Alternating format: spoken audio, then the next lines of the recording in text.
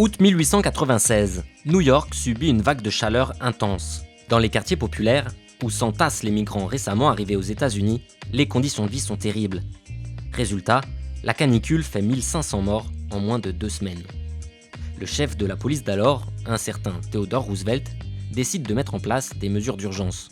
Les horaires de travail sont aménagés, on autorise les gens à dormir dans les parcs pour ne pas qu'ils dorment sur les toits, de la glace est distribuée aux habitants, et pour la première fois, on ouvre des bouches à incendie pour rafraîchir les rues.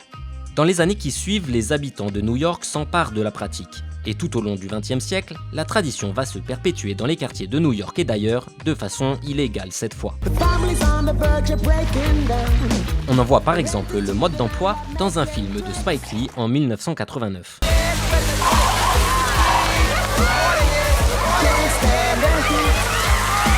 En France, sans qu'on sache vraiment pourquoi, la mode n'apparaît qu'en 2015. Cette année-là, des dizaines de vidéos circulent sur les réseaux sociaux, notamment sur Snapchat. Et en un mois, en juillet, 500 bouches sont ouvertes. Oh là là là là. On pourrait penser que c'est juste une pratique amusante et inoffensive, mais en réalité, elle pose plusieurs problèmes. Premièrement, ça gaspille de l'eau. Le débit d'une bouche à incendie est équivalent à celui de 400 douches. Du coup, si un incendie se déclare à ce moment-là, les pompiers n'ont potentiellement pas suffisamment de débit pour l'éteindre. Par ailleurs, des enfants ont été blessés par la puissance du jet qui peut monter jusqu'à 6 mètres de haut.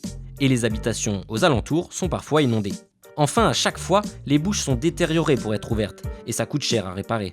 Cette année, une campagne de prévention à destination des plus jeunes a donc été lancée avec l'aide du rappeur Youssoupha. Stop!